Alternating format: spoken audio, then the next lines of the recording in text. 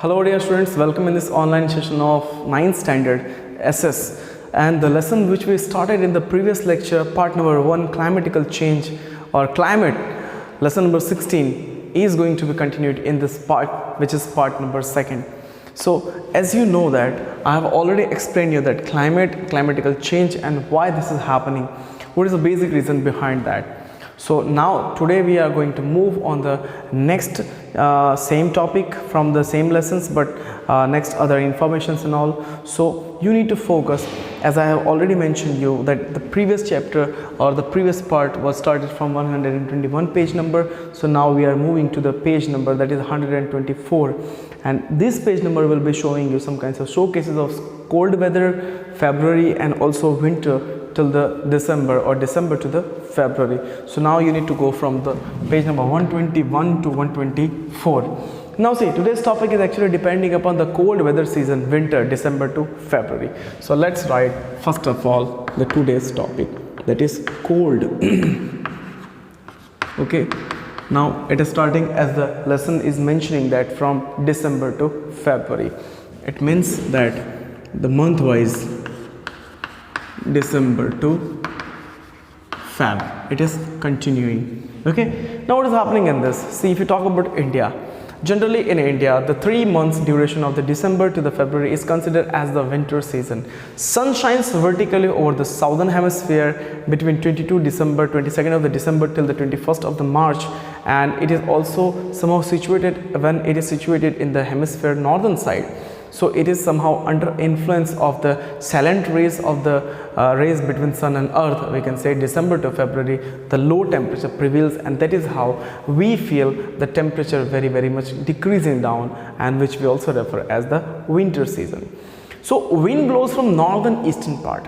Now you need to focus on the map from the northern eastern part. The wind is blowing from the direction from the Central Asia, and these winds are dry, cold. So the weather is also remaining dry and cold, and we used in some kinds of lubrications over our body or the lotions also to make ourselves safe from this kinds of tearing winds. Now northern eastern India remains comparatively cooler and cooler, and it is far away from the sea and some part of its own. We can say desert also remains same as like that in the night time especially. So during the winter this region develops the pressure and deflects the winds, plus dry and the cold wind are actually gathering due to the high pressures from the Central Asia.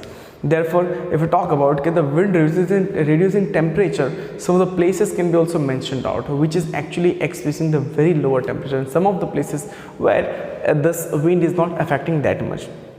So if we talk about Delhi, New Delhi, see, in New Delhi the temperature often goes below 10 degrees Celsius during the winter season, and it also remains around 16 degrees Celsius if you talk about in Allahabad. But if you talk about Kolkata, though, it can be exceeding more than 16 to the 18 degrees Celsius. So at this time we can say temperature in the Himalayan is much lesser down. So it can be also felt like ice fall, or somehow we can say like a hailstorm and all can be seen in the Himalayan zones. So heavy wind rush towards the northern Indian plains, while making the some of the places like Darjeeling, Shimla, okay, and Himalayan foothills of the Himalayan. In the January the temperature can be going more than 5 degrees Celsius also around. So after the snowfall of Himalayas, the colder and heavy wind rush towards the northern Indian plains, and the temperature decreases suddenly. It can be also experienced as the frost wind in some of the destructive areas. Plus, if you talk about the farmers, then cotton crop of the farmers, especially in these zones, are destroyed due to this kinds of frostbite of the winds.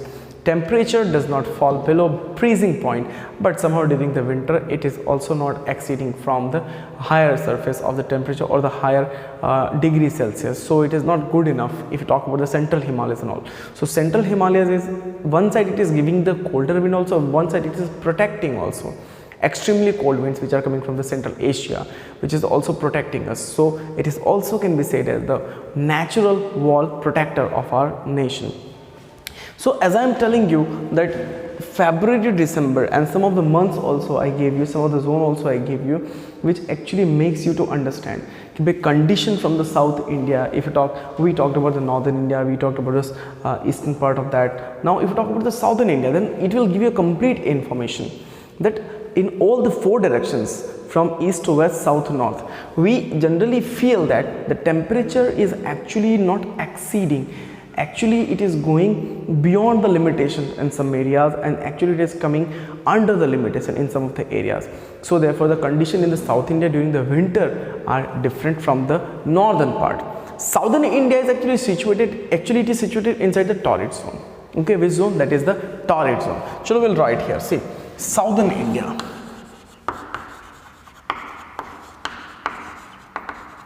Okay, it is coming inside the torrid zone.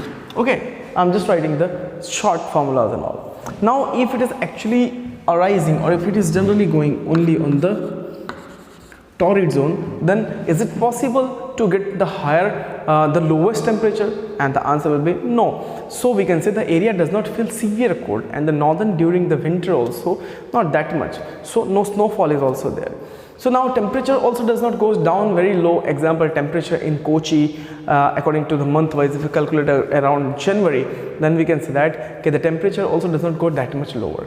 So same as in the January, around 26 degrees Celsius in Madurai, around 25 degrees Celsius, Chennai 24 degrees Celsius, but the mountainous area in the South India feels the low temperature accordingly. Therefore we can say day is shorter, as I said you, and the night is longer.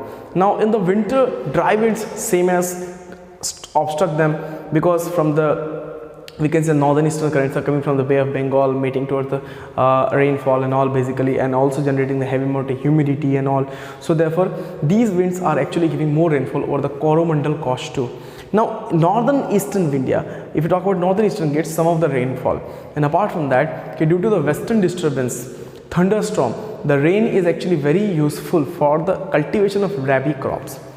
Now which kind of areas are receiving or progressing inside the rabi crops? Then two of the names easily we can remember for that, that is one side Punjab and one side Haryana. These winds gives rain in the Gujarat also, as I said you, occasionally, not a very regular time but occasionally. So this is unseasonal rain in Gujarat, and also like local people call it like Mauthu. Okay, means every year we don't receive this kinds of last relating rain and all. So it is also known as like Mauthus and all in the Gujarat, especially in the dialect of the regional language. Now this was the colder weather. Okay, now we need to go with the warm weather. What is warm weather telling you about? So see, warm means hot. Okay, and when we get hot weather, it generates some kinds of different effect over the crop, food, lifestyle, and many more kinds of different things too. Okay, so warm weather. Now that is also known as Grishma. Okay, Grishma season, or you can also remember like summer. Okay, summer season. So in India, warm and the dry weather season between March to May, it continues, as I said you, this continues from December to February. It goes from March to May. Okay, so the warm weather gets March to May is called the summer. So during this period, sun rays fall vertically directly over the surface of the southern hemisphere or the southern India, and the northern also. Gradually land mass becomes hot and warmer, and temperature increases continuously. Therefore the mount and the mountains, the plateaus, all the regions are experiencing this kinds of heavy amount of the we can say insolation, and therefore at some places temperature reaches about more than 45 degrees Celsius to the 50 degrees Celsius. Thus entire nation experiences till April to May extra amount of heat, and June comes with the drop of the rains, and laterly June, July till the August it is the heavy rain. So while the temperature inside the Delhi, if you talk about, it is like 34 degrees Celsius, so 30 degrees Celsius can be felt at the Madurai, as I said you. Then Bengaluru can be also receiving around 27 degrees Celsius and all. So thus we can say physical features are actually seems to be actually dominating generally effect of the temperature inside the South India. South India consisting the physical features related to the perennial or peninsular area, so therefore it is dominating over the climate. It means that according to the physical feature, the temperature which is higher in the other place in the India, summer season does not affect the southern India, or it affects but inside a very lower quantity. So southern India temperature remains not so hot and not so cold also. So this is actually the information related to the example of a warmer current. And if you talk about the seasonal, then we can say during these kinds of seasons and all, tropical cyclone are also developing. So every year we are experiencing 5 to 6 cyclones every year. So this is how we can say our Coromandel coast or our Malabar coast or our whatever the coast are there, they are experiencing this kinds of hitting of the cyclones and all. So Malabar coast also get rains, which helps us from the mango crops at that time, and also it is known as Amra Varsha, and this is helpful for the mango as well as the coffee crop also. Now see, advancing monsoon is also one of the part of that. Advancing monsoon means what? See, advancing, upcoming of, okay, monsoon.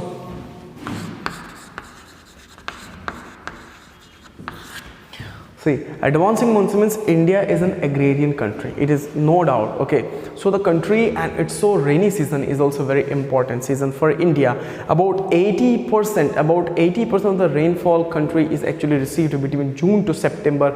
Therefore, Indian farmers are busy in the farming from the beginning to the end of the season. And South Indian monsoons are also actually responsible for this kinds of climate, because whatever, especially if I am living in Gujarat, and I can say that okay, our Gujarat is receiving the wind which is coming from the western to the this eastern to the southern boundaries, okay. So southeast in generally we are getting, and then it is moving towards the west also. If we go more further, then we can say okay, for the rain, the season and the humidity of the cloud and the weather is very, very important. So that is how it is also known as the season of South India, and we get generally southwestern monsoon winds, as I said you. So by the end of the May, a lower pressure develops to the higher temperature, and the Central Asia also generates some kinds of pressure pockets due to this kinds of oceanic current and development of the pressure, and wind blows towards north lower pocket to the southern part. Thus we can say monsoon blows from one Asian part of the zone, which is also known as southern eastern to the western. So this is how we can say, as these winds are moisture and laden with the heavy amount of water molecules, they generate the rain. So my dear student, this rain and rain cycle is actually relating with the concept of we can say physical features, the relief and all. Now see, if we talk about the general thing, then I can say due to the peninsular shape of southern India, the southern monsoon winds are divided into basic two types, okay, basic two types, Arabian Sea current and the Bay of Bengal current. What is Arabian Sea current? So generally monsoon, if you talk about generally, this all the factors are relating with the monsoon, and same as generally if I talk about Arabian current, then we can say generally monsoon in India starts to bring the rain since from the June, okay, at the Kerala in the southern India. Western Ghats obstruct this kinds of thing. Yes, obviously Western Ghats obstruct this kinds of things with the southern western monsoon which is coming over the Arabian Sea. So entire coast of the western slopes Ghats receives heavy amount of rainfall, and that is how we can say okay, hence it is laden with the heavy moisture, then wind also. Most of the area till the South India and the West India are experiencing the heavy amount of rain too. Now Mumbai gets more than 200 degrees Celsius of the rain, while Pune is getting little farther more, like 75. Pune, which is little farther from Mumbai, is getting 75 centimeter of the rain. So it is differing between two places. Why? Because as much far we go from the sea level, as much far we go from the water reservoirs, that much rain and rain effect can be felt very low. So rain decreases northwards from the Kerala to the Karnataka, Goa to the Maharashtra, and on the western coast. On the branch of current enters to the Madhya Pradesh through the Narmada Valley, and this current further merges to the wind coming over from the Bengal or Bay of Bengal. So देखो, one side Arabian Sea current passes over Gujarat, Saurashtra, Kutch, as well as we can say advancing towards Rajasthan, and another side Bay of Bengal current is also passing there. So generally we are having two kinds of currents. These two kinds of currents are very essential and affecting in generating and maintaining the rain.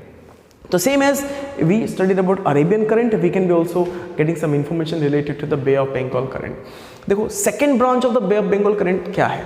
Let's understand. See, second branch of Bay of Bengal current is also southwestern monsoon. Okay, wind first enters West Bengal and then reaches up to the Meghalaya. You can remember the map. Okay, so this wind contains maximum moisture and gives heavy rain in the Meghalaya. Remember I said you most of the rainforests are available in the Meghalaya, Cherrapunjis and all, their Monsoon and all, which is 16 kilometers far away from the Cherrapunjis and all. So the slopes of Khasi, Garo, okay, and Jaitinia hills receives heavy rainfall, and wind deflects and blows from southern east, so they cross over West Bengal and they give rain to the UP, Uttar Pradesh, Bihar and also Punjab, while it is also crossing to reach the Haryana. So the moisture contains decreasing, and so the region which is actually falling its way gets more and more rainy, and gradually the last region gets the less rain. It means that the cloud travels from one place to another, giving the rain state wise, and the last state remaining can be getting the little amount of rain. Okay, so merging with a good amount of rain in the northern Himalayas, snowfalls occurs also occasionally in some of the zone, not everywhere, some of the zone. So along with the wind monsoon, cyclone also generates from the Bay of Bengal to the Arabian Sea and enters in India. So due to this, monsoonal becomes more active in some of the areas during the winter season. Average of 5 to 6 cyclones are passing from India, as I said you. So we need to be ready for the cyclone, which is almost 5 to 6 cyclones which is passing from India averagely, है ना? So that is our general thing.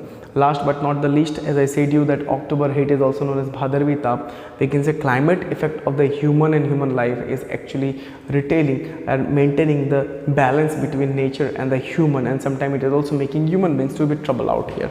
So last line says that okay, climate and the human life. देखो, climate of India is monsoonal type.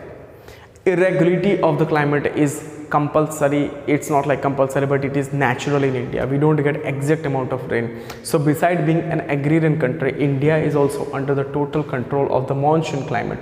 Okay, so therefore we need to depend upon rain if you don't have any kind of innovative ideas and all. And these monsoon winds which are helping us to bring the rain are also one of the major impact creating towards climate and the human life. Therefore we can say due to the higher temperature, most of the year, India actually generates the large amount of crops, and it can be also cultivated more and more in the upcoming days. But unnecessarily of the rains has resulted unpredictions or unpredictable climate behavior also. So most of the rain falls between June to September, and so where the irrigation is not possible, only crop can be taken by the, generally we can say, depending upon the rainfall or by generating some kinds of man-made irrigation facilities. So the beginning as well as the end of the rainy season is uncertain, and so it is also keep changing. So when the rain will come, it is uncertain. When the rain will go, it is also uncertain.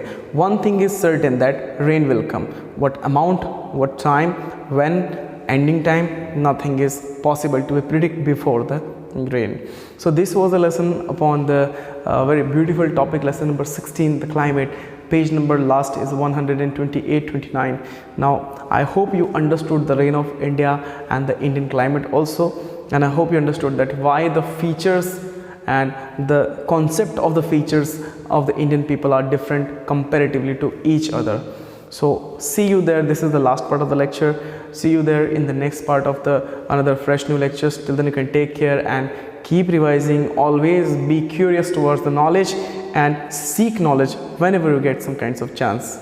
Take care. Jai Hind.